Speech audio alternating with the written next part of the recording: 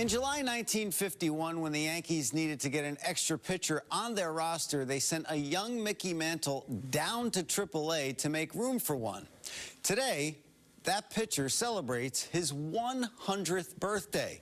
Art Schallock was born April 25, 1924, and he began his baseball career only after he served in the Navy during World War II. The lefty from Mill Valley, California, was part of the Yankees championship teams from 1951 to 1953, and he pitched one game in the '53 World Series against the Dodgers. Our friends at Yankees Magazine caught up with Schallock ahead of his 100th birthday. My name is Art Schallock. I played with the New York Yankees. I was sold to them in 1951. I was pitching with the Hollywood Stars, not knowing that Joe Devine, who was the head scout for the Yankees, was scouting me. And after the ball game, I found out that I was sold to the Yankees. And when I got to the Yankees, they had to send Mantle down to the minors to make room for me on the roster. The name Art Schallock may not ring a bell to many Yankees fans. He was a 5'9", 160-pound left-handed pitcher who was a World War II vet and signed with the Yankees in 1951. Schallock spent his 5 seasons with the Yankees on the bubble of the roster, shuttling between the big club and AAA. In his 6 starts in 1951, he won 3 and lost 1 with 2 no decisions. His earned run average was 3.88. Schallock did not see action in that World Series or the 1952 Fall Classic. Working mainly as a reliever in '53, Schallock's ERA was 2.95.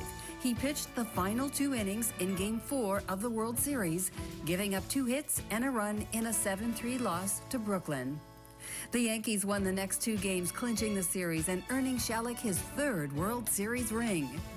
Early in the 1955 season, he was traded to the Baltimore Orioles.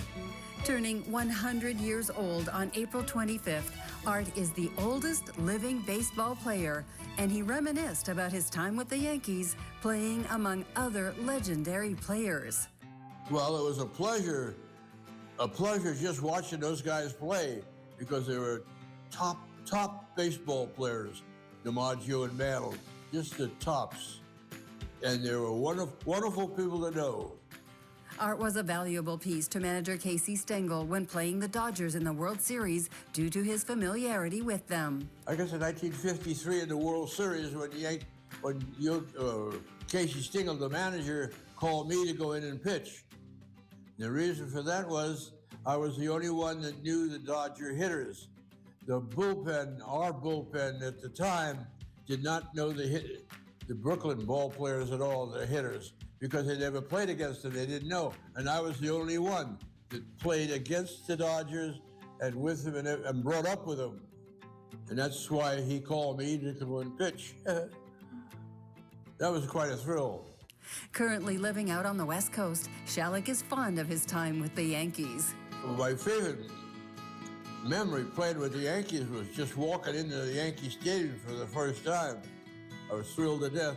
And to play with DiMaggio and Yogi Berra, Mickey Mantle, and I was just in awe. Yankees Magazine wishes a big 100th birthday to baseball's oldest living player, Art Schallock. Mr. Schallock, God bless and happy birthday, sir. This is quite a lineup to join for your first Major League game, July 16th, 1951 against the Tigers. Schallock on the mound.